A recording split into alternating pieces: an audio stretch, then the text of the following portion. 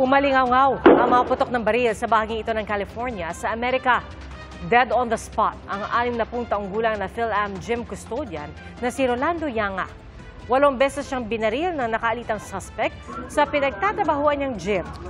Ayon sa pulisya, sinita ni Yanga ang suspect dahil di siya sumusunod sa hygiene protocols ng gym. Agad na tumakas ang suspect matapos ang krimen pero naaresto rin siya at kinasuhan ng murder. Accessory to the crime naman ang ina ng suspect na nagmaneho ng sasakyan.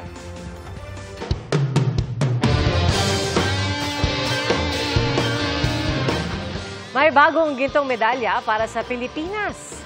Ang natatanging panalo sa larangan ng taekwondo. Nanalong gold medalist sa World Junior Taekwondo Championship si Takiana Kisha Mangin. Lumahok siya sa women's 49 kg category. Ginanap ang palaro ngayong taon sa Korea. Huling nakaginto ang Pilipinas sa palaro nang unang ganapin ito sa Spain noong 1996. Mga kapuso, opisyal nang nagtapos ang habagat season sa Pilipinas. Ayon sa Pag-asa, tayo ngayon ay nasa transition period, patungo sa unti-unting pagpasok ng amihan.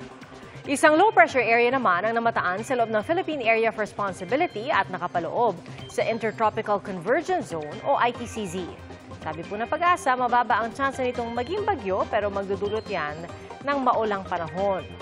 Iniiral din ng easterlies na posibleng magdulot ng thunderstorms. Base sa datos ng Metro Weather, may pag-ulan bukas lalo bandang hapon sa malaking bahagi ng Luzon. May malalakas na ulan lalo sa Central Luzon, Calabarzon at Mimaropa. Posible rin ang ulan sa Visayas at Mindanao. Heavy to intense rains ang mararanasan ng ilang lugar sa Zamboanga Peninsula, Soxargen, Caraga at Davao Region. Mataas din ang tsansa ng ulan sa Metro Manila bukas, kaya doble ingat.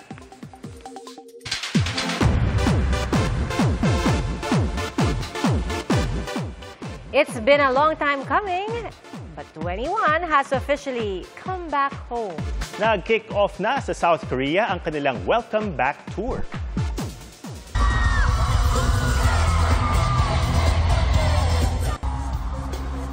Talaga namang they set the roof on fire sa kanilang powerful vocals at live performances, tampok ang kanilang greatest hits. Nagsasa 3-day concert ang Blackjacks at ilang kapwa nila K-pop stars. Ang reunion ng 21, tila reunion din ng YG family dahil spotted sa concert ang mga dati at kasalukuyang artists ng agency gaya nina G-Dragon at Daesung ng Big Bang, Baby Monster at Jennie ng Blackpink. Next stop ng tour ang Pilipinas sa susunod na buwan. This November din gaganapin sa bansa ang global editions ng YG Entertainment. At mga kapuso, 79 na araw na lang. Pasko na!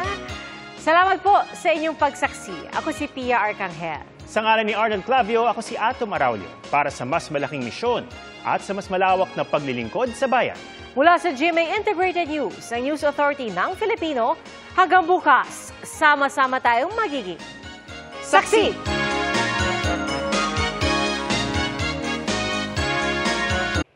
Mga kapuso, sama-sama tayong maging saksi. Mag-subscribe sa GMA Integrated News sa YouTube at para sa mga kapuso abroad, samahan niyo kami sa GMA Pinoy TV at sa www.gmanews.tv.